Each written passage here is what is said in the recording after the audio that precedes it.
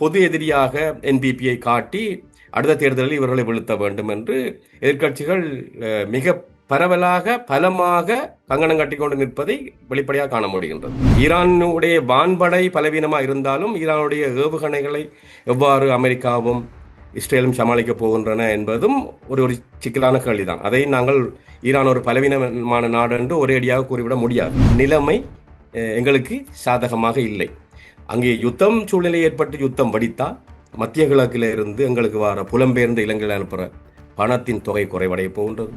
ரஷ்ய கப்பலை அமெரிக்கா வந்து தன்னுடைய பகுதி கொண்டு போய்விட்டது. ரஷ்ய கப்பல் மீது அழுத்தம் கொடுக்கப்பட்டது. சீன கப்பல்கள் திரும்பி விட்டன வெனிசுலாவுக்கு போகாமல். ஆகவே இந்தியாவும் வெனிசுலாவிலிருந்து இறக்குமதி செய்ய முடியாத கட்டத்தில் இருக்கின்றது. இதனால் எங்கள் ஐஓசி, உங்களுக்கு தெரியும், இந்தியன் ஆயில் கம்பெனி வந்து இது எல்லாமே இலங்கை பொருளாதாரத்தை பாதிக்க போகின்றன. ஆகவே இலங்கையில் எரிபொருள் நிலைமை மோசமடைய வேண்டாம். இலங்கை 100% எரிபொருளில் வெளிநாடுகளில் தங்கி இருக்குது. எரிவாயு பாதிக்கப்படும். ஆகவே அதுக்குரிய வல்லமை இலங்கைக்கு இருக்கிறதா? இந்தியாவும் பாதிக்கப்பட போகின்றது. ஆகவே இந்த நிலைமையில் தான் இன்றைய நாட்கள் நகர்ந்து கொண்டு இருக்கின்றன. தவிர்க்க முடியாதது யுத்தம், ஆனால் உடனடியாக வருமா என்றதெல்லாம் சிக்கல் இருக்கின்றது எப்பொழுது. அப்போ அமெரிக்காவோட அணுகுமுறை அவர்களை உளவியல் ரீதியாக பாதிப்படைய செய்து, அந்த வீழ்ச்சி அடைய செய்து, மக்களை உள்நாட்டிலே ஒரு ஒரு கிளர்ச்சி செய்ய வச்சு ஆட்சியை கவிட்டு அமெரிக்காவுக்கு ஆதரவான ஒரு நாடாக, இஸ்ரேலுக்கு ஆதரவான நாடாக ஈரான் மாற வேண்டும். தற்போது இருக்கிற 30% வரைக்கும் மேலதிகமாக 25% இலங்கை செலுத்த வேண்டி வரும். ஆகவே மிக மோசமாக இலங்கையில தேயிலை ஏற்றுமதி பாதிக்கப்பட போகின்றது. 2015ஆம் ஆண்டும் இதே மாதிரி ஒரு பொருளாதார நெருக்கடி IMF வந்தது. பொருளாதார குறிகாட்டிகள் மேம்பாடு அடைந்தன. அடுத்த தேர்தலில் பிரதமர் ரணில் விக்ரமசிங்க தோல்வி அடைந்தார். 2022 பொருளாதார நெருக்கடி ஏற்பட்டது. IMF வந்தது. பொருளாதார குறிகாட்டிகள் மிக விரைவாக சீர் செய்யப்பட்டன. அடுத்த தேர்தலில் ஜனாதிபதியாக அவர் தோல்வியடைந்தார். ஆகவே IMF வந்தவுடன் மக்கள் எல்லாம் குதூகலிக்கிறார்கள், சந்தோஷப்படுகிறார்கள் என்று அல்ல. ஏன்னா IMF வந்து ஸ்விஸ் பர்ன் மாநகரம் ஹூட்வில் நகரில் உங்களுக்கான கனவு இல்லா அபார்ட்மெண்ட் காத்துக் கொண்டிருக்கிறது. அழையுங்கள். அறிந்தே ஆக வேண்டிய உண்மைகளை தேடி ஒரு உடறுப்பு.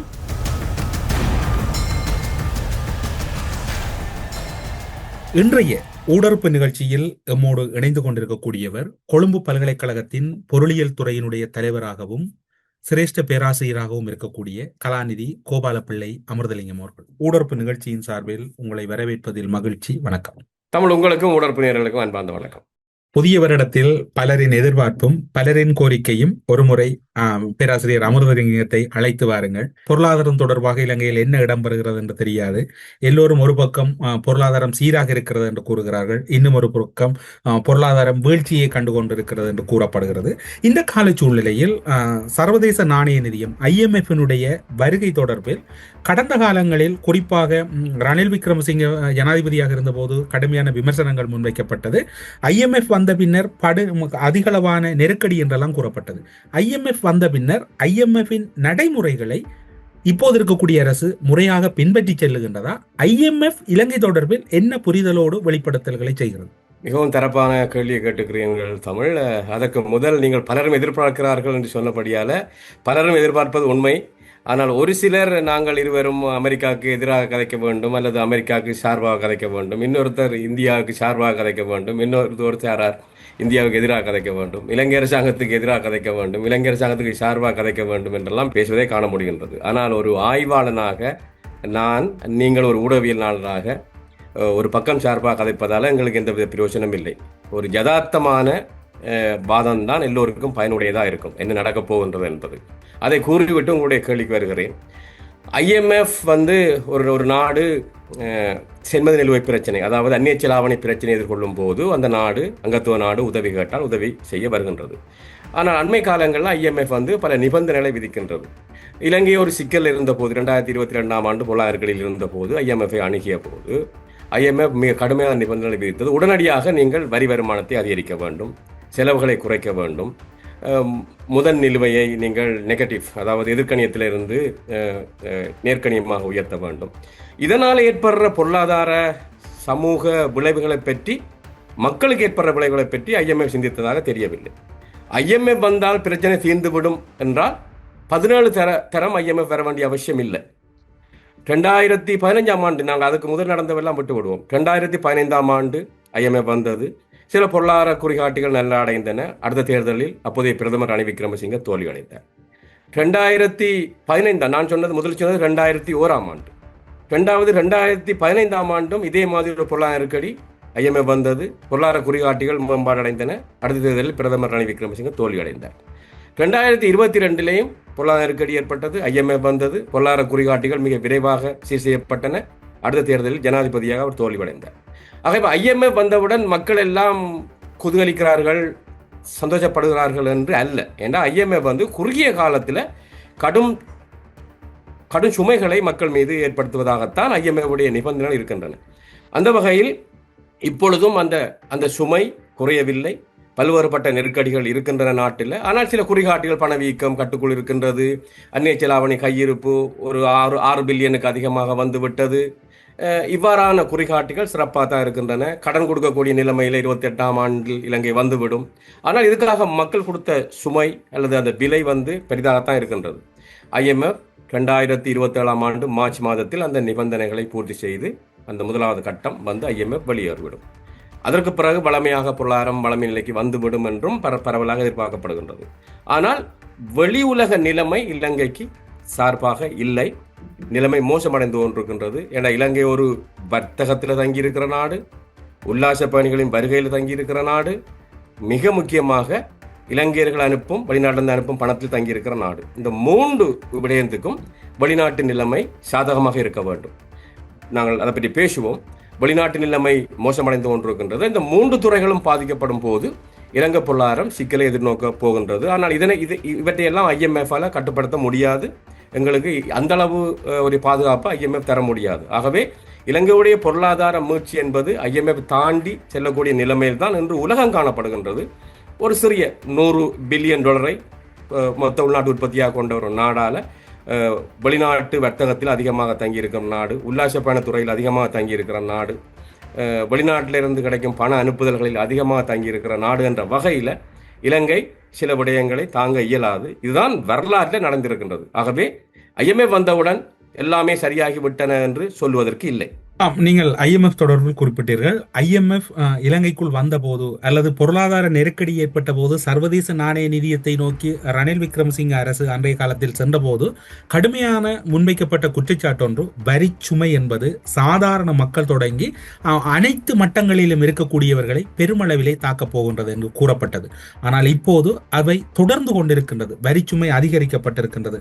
ஆனால் IMF வந்த பின்னர், சர்வதேச நாணய நிதியம் வந்த பின்னர் அதனுடைய தாக்கம் இன்னும் அதிகரித்திருப்பதாகவும் கூறப்படுகிறது. இந்த வரிச்சுமை தொடர்பில் அரசால் கட்டுப்படுத்த முடியாது. நாட்டினுடைய நிலைமை அப்படி இருக்கின்றது. திரைசேரியின் நிலைமையும் ஸ்திரத்தன்மை என்பது ஓரளவை தாண்டி ஒரு நல்ல நிலை அடைவது மிக கடினமான முயற்சிகளை செய்து கொண்டிருக்கிறார்கள். மிகவும் ஒரு சிக்கலான விவகாரம். எப்படி இருக்கு?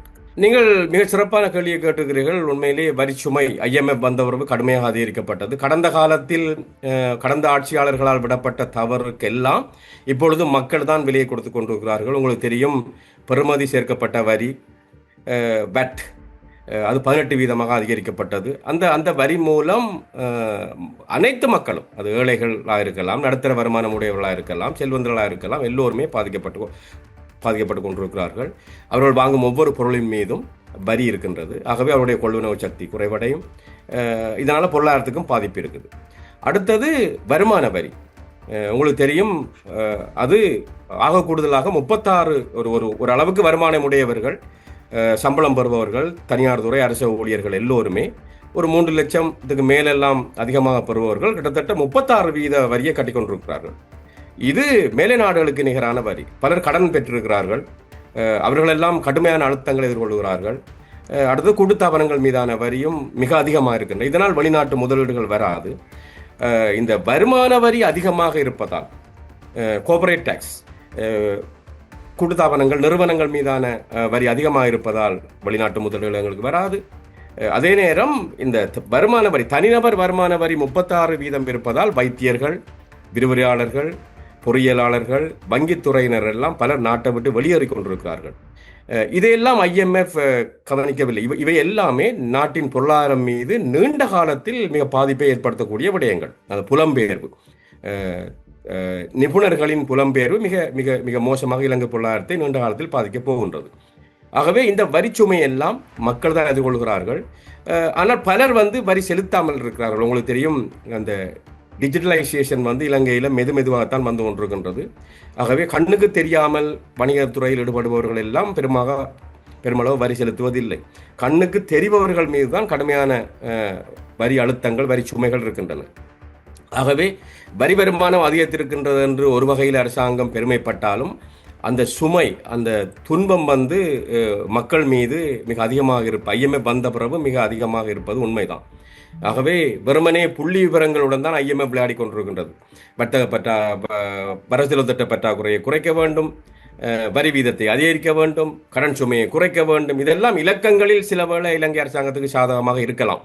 ஆனால் அதற்குரிய அவ்வளவு விலைகளையும் கொடுப்பது சாதாரண மக்கள் என்பதை மறந்துவிடக்கூடாது.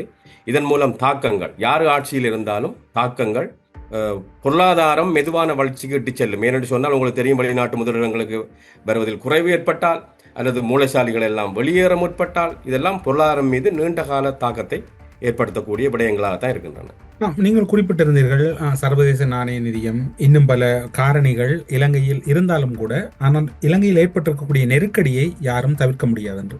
ஆனால் மறுபுறம் இன்னும் ஒரு விடயம் மெல்ல மெல்ல நகர்ந்து கொண்டிருக்கின்றது. வெளிநாட்டு நாணயங்களினுடைய பெறுமதி என்பது அண்மை காலங்களில் கடந்த ஒரு சில வாரங்களாக சற்று அதிகரிப்பு காட்டிக் கொண்டிருக்கின்றது. அந்த அதிகரிப்பு காட்டுகின்ற சூழ்நிலை என்பது ஒரு நெருக்கடி நிலை என்று எடுத்துக்கொள்வதா, அல்லது இயற்கையாக எடுத்துக்கொள்வதா, செயற்கையான மாற்றம் என்று எடுத்துக்கொள்வதா? இல்லை, ஒரு அளவுக்குத்தான் இலங்கை அரசாங்கம், மத்திய வங்கி அதனை கட்டுப்படுத்தலாம். இலங்கை நாணயத்தின் பெறுமதியை ஒரு அளவுக்குத்தான் கட்டுப்படுத்தலாம். செயற்கையாக கட்டுப்படுத்த, உங்களுக்கு தெரியும், முன்னே அரசாங்கம் அதை செயற்கையாக கட்டுப்படுத்த போன போது மிகப்பெரிய நெருக்கடி இலங்கை பொருளாதாரம் சந்தித்தது. ஆக ஓரளவுக்குத்தான் அந்த சீராக்கங்களை செய்யலாம் ஒழிய முழுமையாக கட்டுப்படுத்த முடியாது. ஏன்னா நான் சொன்னது போல எங்களுக்கு உல்லாச பயணத்துறை ஊடாக கிட்டத்தட்ட 5.6 பில்லியன் டாலர்கள் கிடைக்கின்றன. புலம்பெயர்ந்த இளைஞர்கள் அனுப்புகிற தொகையும் கிட்டத்தட்ட அது மாதிரி தான் இருக்கின்றது, 5.6 பில்லியன். இவைகளெல்லாம் மற்றது இலங்கை ஏற்றுமதி செய்கிற பொருட்கள், தேயிலை ஆடத்துறை மீதான வரிகள் மிக மிக மோசமாக இருக்கின்றன. வர்த்தகம் செய்ய முடியாத நிலைமை இருக்கின்றன. இந்த வழித்தடங்கள், கடல் வழித்தடங்கள் மிக ஆபத்தானாக மாறிக்கொண்டிருக்கின்றன.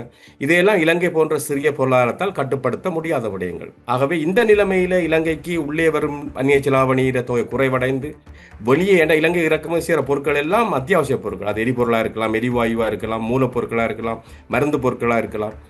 இந்த இறக்குமதிகளை குறைக்க இயலாது. ஆகவே இலங்கை இறக்குமதி செய்கிற பொருட்களை குறைக்க முடியாது. ஆகவே அந்நிய செலாவணி வெளியேறுவதை தடுக்க முடியாது. ஆனால் ஏற்றுமதி செய்ய முடியாத கட்டத்தில் இருக்கின்றோம். அந்த அப்படியான நிலைமையில் உல்லாச பயணத்துறையும் வெளிநாட்டிலிருந்து இலங்கையர்கள் அனுப்புகிற பணமும் குறைவடைந்தால் இலங்கை பொருளாதாரம் சிக்கலை எதிர்கொள்வதை இலங்கை அரசாங்கம் தடுக்க. ஏன்னா இலங்கை அரசாங்கத்துக்கு அப்பாற்பட்ட விடயங்கள் இவையெல்லாம்.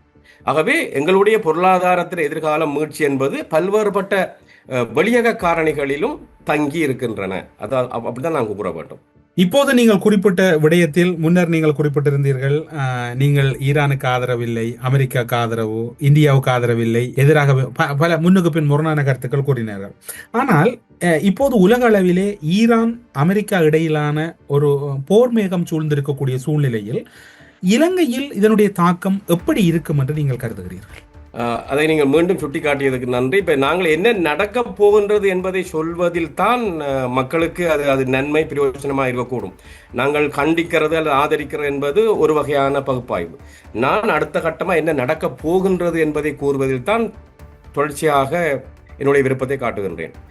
இது ஈரானை பொறுத்தவரையில் இலங்கையில முக்கியமான வர்த்தக பங்காளி. ஈரானுக்கும் இலங்கைக்கும் இடையில் T4 ஒயிலுக்காக டீயை, அதாவது தேயிலையை கொடுத்தல் என்ற உடன்படிக்கை இருக்கின்றது. இலங்கை 25 வீதமான தேயிலையை ஈரானுக்கு ஏற்றுமதி செய்கின்றது. அதற்கு பிரதி உபகாரமாக ஒயிலை, மசக எண்ணெயை இலங்கை இறக்குமதி செய்து, உங்களுக்கு தெரியும், சபுகஸ்கந்தையில் இருக்கிற பெட்ரோலிய சுத்திகரிப்பு நிலையம் ஈரானால் இலங்கை கட்டுக் கொடுக்கப்பட்டது. அது ஈரானுடைய மசக எண்ணெயை சுத்திகரிப்பதற்கு தான் பொருத்தமானது. இப்பொழுது நிலைமை என்னன்னு சொன்னால், அமெரிக்கா சொல்லுகின்றது ஈரானுடன் வர்த்தகம் செய்பவர்கள், அப்ப இலங்கை 25 வீதமான தேயிலையை ஈரானுக்கு கொடுக்க வேண்டிய கட்டத்தில் இருக்கின்றது. அதற்கு பிரதி உபகாரமாக பெட்ரோலிய மசகெண்ணெய் பெறக்கூடிய நிலைமையில் தான் இருக்கின்றது. ஆகவே இப்பொழுது அமெரிக்கா சொல்கிறது ஈரானுடன் வர்த்தகத்தில் ஈடுபடுபவருக்கு மேலதிகமாக 25 வீத வரியை நாங்கள் விதிக்க போகிறோம் என்பது. ஆகவே அமெரிக்காவுக்கு இலங்கை தேயிலை ஏற்றுமதி செய்யும் போது ஒரு உதாரணத்தை கூறுகிறேன். தற்போது இருக்கிற 30% வரிக்கு மேலதிகமாக 25% இலங்கை செலுத்த வேண்டி வரும். ஆகவே மிக மோசமாக இலங்கையில தேயிலை ஏற்றுமதி பாதிக்கப்பட போகின்றது. இதே நேரம் இலங்கைக்கு இப்பொழுது இருக்கிற வரி 30% சொன்னால் வியட்நாமுக்கு 20% தான். அப்ப இலங்கையும் வியட்நாமும் அமெரிக்காவுக்கு ஆடைகளை ஏற்றுமதி செய்யும் போது இலங்கையின் ஆடைகள் அமெரிக்காவில் விலை அதிகமாக இருக்கும். ஏன்னா எங்களுக்கு ஆடை உற்பத்தி ஆடை ஏற்றுமதியில் மிக முக்கியமான நாடு அமெரிக்கா. ஆகவே இலங்கையில் ஏற்றுமதி பக்கம் பிரச்சனையா இருக்கின்றது. பெட்ரோலியத்தை நாங்கள் இப்போ ஈரானிடமிருந்து இறக்குமதி செய்ய முடியாத கட்டத்தில் இலங்கை வந்தால் அது இலங்கையிட பெட்ரோலியத்துறையை மிக மோசமாக பாதிக்கும். அடுத்து இன்னொரு பிரச்சனை, அந்த வளைகுடா பிராந்தியத்தில் ஏற்பட்டிருக்கிற யுத்த நிலைமை உங்களுக்கு தெரியும். அமெரிக்காவோட ஆப்ரஹாம் லிங்கன் வந்து ஈரானுடைய அந்த தாக்குதல் எல்லைக்குள் வந்து விட்டது. இப்பொழுது அங்கே 5000 படையினர் காத்து கொண்டிருக்கிறார்கள். 70-90 விமானங்கள் இருக்கின்றன அந்த கப்பலில். அதை விட பல்வேறுபட்ட கப்பல்களும் அங்கே இருக்கின்றன. நீர்மூழ்கி கப்பல் இருக்கின்றன. அதை விட நாசகாரி கப்பல்களாக நிற்கின்றன. ஆகவே அமெரிக்கா ஈரானில் ஒரு ஆட்சி மாற்றத்தை ஏற்படுத்த வேண்டும் என விரும்புகின்றது. ஆகவே ஈரான் இலங்கைக்கும் இடையிலே தேயிலை, அடுத்தது மசகெண்ணெய் ஏற்றுமதி இறக்குமதி பாதிக்கப்பட போகின்றது. ஆகவே அதை இலங்கை கையாள வேண்டிய தேவை இருக்கின்றது. அப்படி ஒன்று நடந்தால் இலங்கை தேயிலை ஏற்றுமதி செய்யக்கூடிய இன்னொரு நாட்டை பார்க்க வேண்டும். பெட்ரோலியத்தையும் இலங்கை பெறக்கூடிய வசதி ஏற்பட வேண்டும். இன்னொரு பிரச்சனையை நீங்கள் பார்க்க வேண்டும். வெனிசுவேலாவை நாங்கள் கடந்த செவியில் நாங்கள் உரையாடினோம். உலகத்தில் 303 பரல் ஹெவி குரூட் ஆயில் என்று சொல்கிறார்கள். மிகவும் கடினமான அந்த மசக எண்ணெயை கொண்ட நாடு அது. 303 பில்லியன் பேரல்கள் பீப்பாய்கள் அங்கே இருப்பதாக மதிப்பிடப்படுகின்றது. இப்பொழுது அந்த எண்ணெய் அமெரிக்காவின் கட்டுப்பாட்டில் தான் இருக்கின்றது. ஏன் அப்படி சொல்லுகிறேன் என்று சொன்னால், ரஷ்ய கப்பலை அமெரிக்கா வந்து தன்னுடைய பகுதி கொண்டு போய்விட்டது. ரஷ்ய கப்பல் மீது அழுத்தம் கொடுக்கப்பட்டது. சீன கப்பல்கள் திரும்பி விட்டன வெனிசுவேலாவுக்கு போகாமல். ஆகவே இந்தியாவும் வெனிசுவேலாவிலிருந்து இறக்குமதி செய்ய முடியாத கட்டத்தில் இருக்கின்றது. இதனால் எங்கள் ஐஓசி, உங்களுக்கு தெரியும், இந்தியன் ஆயில் கம்பெனி வந்து எங்களுக்கு மிக முக்கியமான வழங்குவராக இருக்கின்றது. அவர்களுடைய விநியோகம் பாதிக்கப்படக்கூடும். இப்பொழுது அமெரிக்காவில் சொல்லப்படுகின்றது, ஜனாதிபதி ட்ரம்ப் அவர்கள் கேட்ட கேள்விக்கு அமெரிக்க நிபுணர் சொல்லுகிறார், இன்னும் ஒரு கிழமையில் முதலாவது எண்ணெய் கப்பல் வெனிசுவேலாவிலிருந்து அமெரிக்காவுக்கு வருகின்றது. ஆகவே அமெரிக்கா வெனிசுவேலாவோட பெட்ரோலியத்தை கட்டுப்படுத்துகின்றது. ஈரான் மீது இப்போ யுத்தம் வருகிறதா இல்லையா என்பதற்கு அப்பால் இப்பொழுது ஈரானுக்கு பக்கத்தில் உள்ள ஓமான் வளைகுடாவில் அழுத்தம் இருக்கின்றது. கோமூர்ஸ் நீரிணைக்கு பக்கத்தில் எல்லாம் நிலைமை மோசமாக இருக்கின்றது. அந்த வழித்தடங்கள் ஊடாகத்தான் ஈராக், பஹ்ரைன், குவைத், கட்டார், ஐக்கிய அரபு எமிரேட்ஸ் போன்ற நாடுகளின் எண்ணெய் வெளியே வருகின்றது கப்பல் ஊடாக. அந்த வழித்தடம் பாதிக்கப்பட்டாலும் உலக நாடுகளின் எரிபொருள் வளங்கள் மிக மோசமாக பாதிக்கப்பட போகுது. இங்கே தான் நிலைமை எங்களுக்கு சாதகமாக இல்லை. அங்கே யுத்தம் சூழ்நிலை ஏற்பட்டு யுத்தம் வடித்தால் மத்திய கிழக்கில் இருந்து எங்களுக்கு வர புலம்பெயர்ந்த இலங்கையில் அனுப்புகிற பணத்தின் தொகை குறைவடைய போகின்றது. உல்லாச பயணிகள் பெருமளவு யுத்தம் பரவி சென்றால் உல்லாச பயணிகளின் வருகை குறைவடையும்.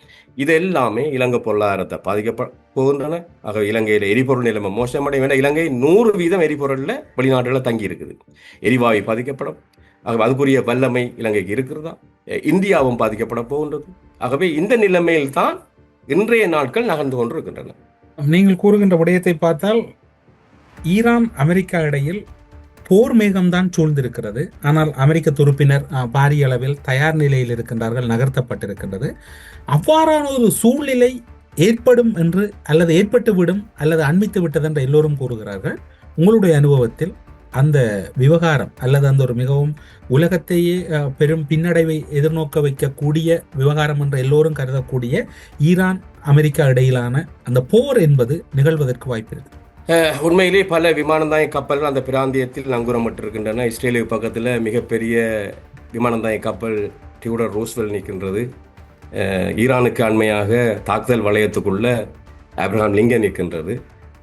ஆகவே உங்களுக்கு தெரியும், மிகப்பெரிய அமெரிக்காவின் 10,000 இராணுவத்தை கொண்ட தளம் வந்து கட்டாரில் இருக்கின்றது. குவைத்தில் லாஜிஸ்டிக் சென்டர் இருக்கின்றது. பஹ்ரைன் முக்கியமாக இருக்கின்றது. ஜோர்டான் முக்கியமாக இருக்கின்றது. இதில் கட்டார், சவுதி அரேபியா, UAE ஐக்கிய அரபு எமிரேட்ஸ் தங்களுடைய வான்பரப்பை பயன்படுத்த வேண்டாம் ஈரானை தாக்கும் போதென்று அவர்கள் தங்கள் இஸ்லாமிய மத அடிப்படையில் ஈரான் தங்களுக்கு முக்கியமான நாடு, அதோட பாதிக்க விரும்பவில்லை, ஈரான் தங்களையும் தாக்கக்கூடும் என்ற அச்சத்தில் அவர்கள் அந்த நிலை எடுக்கிறார்கள். ஆனால் ஜோர்டான் அமெரிக்காவுடன் இருக்கின்றது. பஹ்ரைன், மற்றது குவைத் எல்லாம் எதுவும் கூறவில்லை. ஈராக் பெரும்பாலும் அமெரிக்காவோட அவர்கள் விரும்பாலும் அமெரிக்காவோட ஆதிக்கம் அங்கே இருக்கின்றது. ஆகவே அமெரிக்காட விருப்பம் நான் ஆரம்பத்திலேயும் சொன்னேன்னா நாங்கள் ஒரு ஒரு ஒரு ஆட்சி மாற்றம் வர வேண்டும் என்று ஒரு உளவியல் ரீதியான தாக்கத்தை கொடுத்து ஈரான் மக்களே ஈரான் ஆட்சியை அயத்துல்லா அலி கொமைனியின் ஆட்சியை தூக்கி எறிய வேண்டும் என்பதுதான் அமெரிக்காட விருப்பமாக இருக்கின்றது. ஆகவே யுத்தம் ஆங்கிலத்தை சொல்வால் இன்னெவிட்டபிள் பட் நாட் இம்மினன்ட். இப்போ தவிர்க்க முடியாதது யுத்தம், ஆனால் உடனடியாக வருமா என்றதெல்லாம் சிக்கல் இருக்கின்றது எப்பொழுது. அப்போ அமெரிக்காட அணுகுமுறை அவர்களை உளவியல் ரீதியாக பாதிப்படைய செய்து அந்த வீழ்ச்சியடைய செய்து மக்களை உள்நாட்டிலே ஒரு ஒரு கிளர்ச்சி செய்ய வச்சு ஆட்சியை கவிட்டு அமெரிக்காவுக்கு ஆதரவான ஒரு நாடாக, இஸ்ரேலுக்கு ஆதரவான நாடாக ஈரான் மாற வேண்டும். அதைத்தான் அவள் விரும்புவது போல தெரிகின்றது. அது எல்லாம் கைமீறி சென்றால் தான் அமெரிக்கா தாக்குதலுக்குள்ள போகும். ஆனால் ஈரானுடைய வான்படை பலவீனமாக இருந்தாலும் ஈரானுடைய ஏவுகணைகளை எவ்வாறு அமெரிக்காவும் இஸ்ரேலும் சமாளிக்க போகின்றன என்பதும் ஒரு ஒரு சிக்கலான கேள்விதான். அதை நாங்கள் ஈரான் ஒரு பலவீனமான நாடு என்று ஒரேடியாக கூறிவிட முடியாது. ஆகவே யுத்தம் பாரதூரமானதாக இருக்கும். ஆனால் அமெரிக்காட தொழில்நுட்பம் மிக அபரிமிதமானது என்பதை நாங்கள் பார்த்து கொண்டு தான் இருக்கின்றோம். அதையும் குறைத்து மதிவிடக்கூடாது.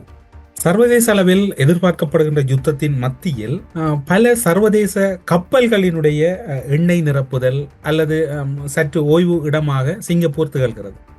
ஆனால் எதிர்காலத்தில் ஹம்பாந்தோட்டையை நோக்கி இந்த விடயங்கள் மறைமுகமாக ஒரு நகர்வினை நகர்த்தப்படுவதாக கூறப்படுகிறது.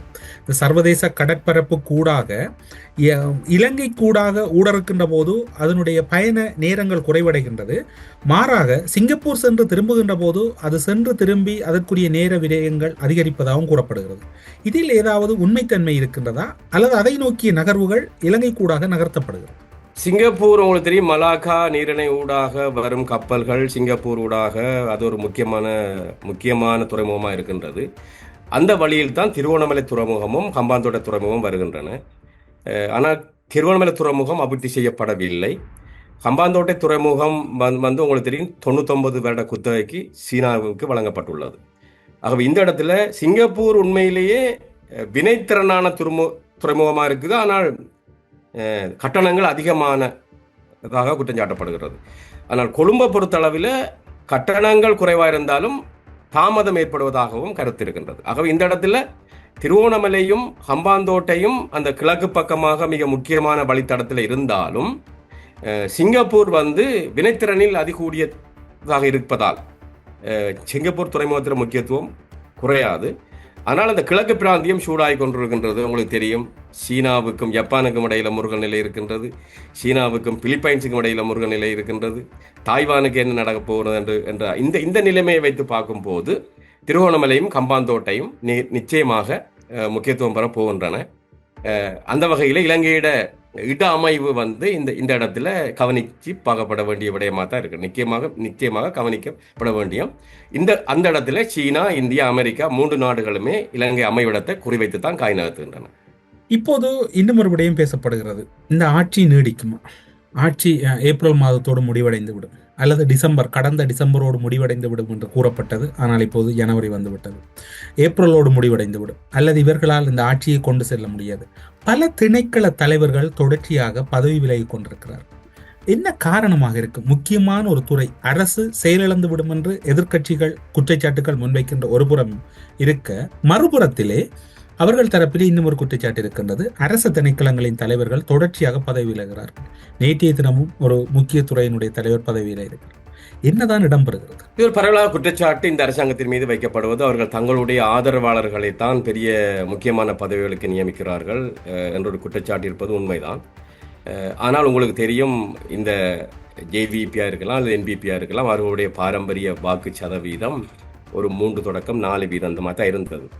ஆனால் அகிலேஷ் கட்சி, ஸ்ரீலங்கா சுதந்திர கட்சி, அதிலிருந்து வந்த சஜித் பிரேமராஜா, அதிலிருந்து வந்த மஹிந்த ராஜபக்ஷ, நாமல் ராஜபக்ஷ கட்சிகள் தான் அதிகம் செலுத்திய கட்டத்தில் திடீரென ஜனாதிபதி தேர்தலில் ஜனாதிபதி ரோமா திசாநாயக்க அவர்களுக்கு 43% வாக்கு கிடைத்தது. அது இந்த கடந்த கால ஆட்சியாளர்கள் மீது ஏற்பட்ட வெறுப்பு, பொருளாதார நெருக்கடி தான் மக்களுக்கு அப்படி ஒரு கோபத்தை ஏற்படுத்தி ஒரு சிஸ்டம் சேஞ்ச், ஒட்டுமொத்தமாக முறைமைகளை மாற்றுதல் என்ற அடிப்படையில் தான் இந்த அரசாங்கத்துக்கு ஆதரவு வழங்கப்பட்டது, வாக்களிக்கப்பட்டது. ஆனால் அதில் உங்களுக்கு தெரியும், ஸ்ரீலங்கா சுதந்திர கட்சியை கொண்ட அடிப்படையாக கொண்டவர்களும் ஐக்கிய தேசிய கட்சியை தங்களுடைய பாரம்பரிய கட்சியாக கொண்டவர்களும் பெருமளவுக்கு வாக்களித்திருக்கிறார்கள். இப்போ அவர்கள் தாங்கள் ஒதுக்கப்படுகிறோம் என்ற நிலைமை வரும் பொழுது அவர்கள் வெளியேறி செல்வது, ராஜினாமா செய்வது, ஒரு ஆதங்கத்தை வெளிப்படுத்துவது என்று பரவலாக குற்றச்சாட்டு இடம்பெறுவது நாங்களும் பார்த்துக்கொண்டா இருக்கிறோம். நீங்கள் சொல்வது உண்மைதான்.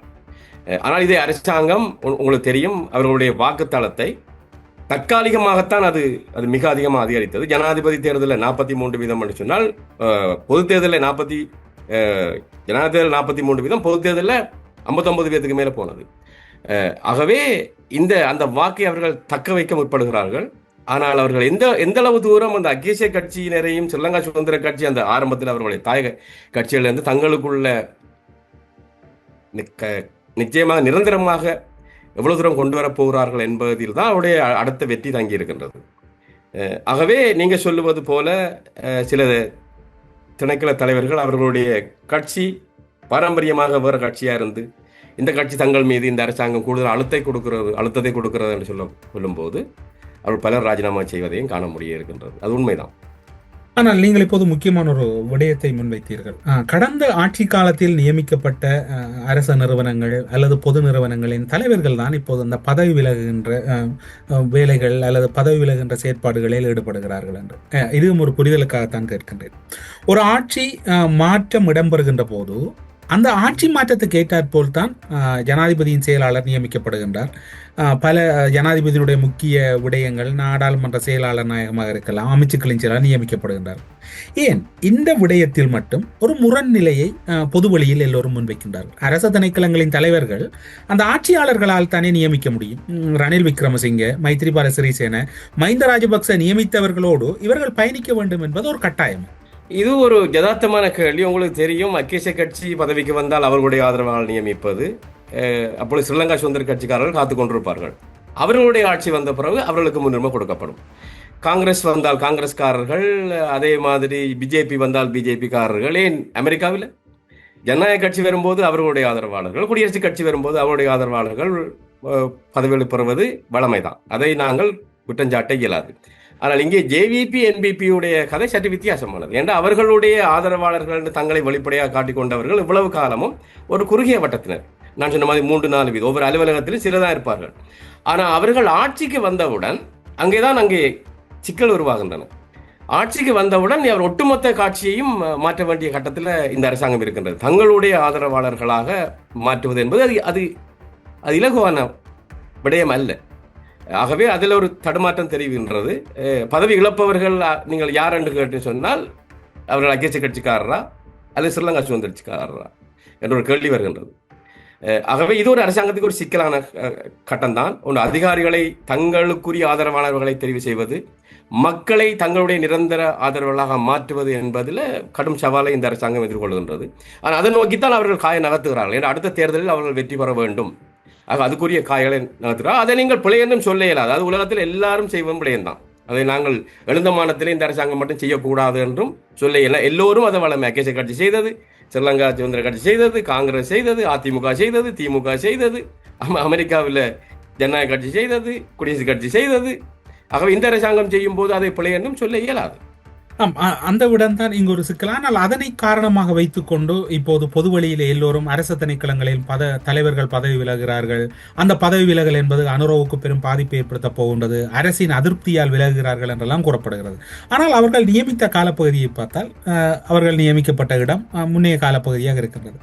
அதனை ஏன் ஒரு பெரிய ஒரு பிரசாரமாக எடுத்து செல்ல வேண்டிய தேவை இருக்கின்றது? அனுரவை பலவீனப்படுத்துவது அல்லது அனுரவின் ஆட்சியை கலைக்க வேண்டும் என்பதில் இலங்கையின் அரசியல் சக்திகளை தாண்டி அந்நிய அரசியல் சக்திகளுக்கு ஏதாவது தேவை இருக்குது? அந்நிய சக்திகள் என்னும் போது தங்களுக்கு ஆதரவாக செயற்படாவிட்டால் தான் அந்நிய சக்திகள் நிச்சயமாக தலையிடும். ஆனால் அந்த நிலைமை ஏற்பட்டு விட்டதாக நான் கருதவில்லை.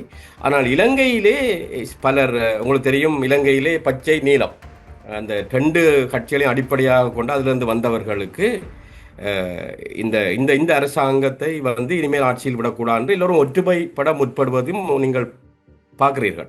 ஆகவே ஒரு சிறிய விடயத்தையும் பெரிதாக ஆக்குவதை நாங்கள் பார்த்துக் கொண்டிருக்கோம். எதிர்க்கட்சிகள் தாங்கள் ஒன்றுபட்டு இந்த அரசாங்கத்தை தோற்கடிக்க வேண்டும். உங்களுக்கு தெரியும், கொழும்பு மாநகர சபையிலையும் அது இடம்பெற்றது. தங்களுக்குள்ளே ஒற்றுமையை விட்டுவிட்டு பொது எதிரியாக என்பிபியை காட்டி அடுத்த தேர்தலில் இவர்களை வீழ்த்த வேண்டும் என்று எதிர்க்கட்சிகள் மிக பரவலாக பலமாக கங்கணம் கட்டிக்கொண்டு நிற்பதை வெளிப்படையாக காண முடிகின்றது. நிச்சயமாக அடுத்து வரப்போகின்ற செவ்வியில் அந்த சுபீட்சத்தை நோக்கிய அனைவருடைய ஒன்றிணைவு எப்படி இருக்க வேண்டும், அதில் அரசினுடைய செயற்பாடுகள் எந்த வகையில் முக்கியம் பெற வேண்டும், பொருளாதார அபிவிருத்தி அல்லது பொருளாதார மீட்சி என்பது நாட்டினுடைய சுபீட்சத்திலும் இனங்களுக்கு இடையிலான ஒற்றுமையிலும் தங்கியிருப்பதாக நீங்கள் இறுதியாக கூறினீர்கள். அவற்றை இனி வரப்போகின்ற செவ்வியில் பல விடயங்களோடு உரையாடலாம் என்று நினைத்து, மிக முக்கியமான உலக அரசியல், இலங்கையின் அரசியல், இலங்கையை சூழ்ந்துள்ள சர்வதேச நெருக்கடிகள் என்று பல கோணங்களில் உங்களுடைய முக்கிய கருத்துக்களை பகிர்ந்து கொண்டமைக்காக சிறப்பு நன்றிகளோடு உங்களிடம் விடைபெற்றுக் கொள்கிறோம். நன்றி, வணக்கம். நன்றி தமிழ். உங்களுக்கும் உடற்பு நேயர்களுக்கும் அன்பு வணக்கம். அரசியலில் நகர்த்தப்படும் காய்கள், திரைமறைவில் நடக்கும் ரகசிய பேரங்கள், உலகத் தமிழர் அறிந்தேயாக வேண்டிய உண்மைகளை தேடி ஒரு உடறுப்பு.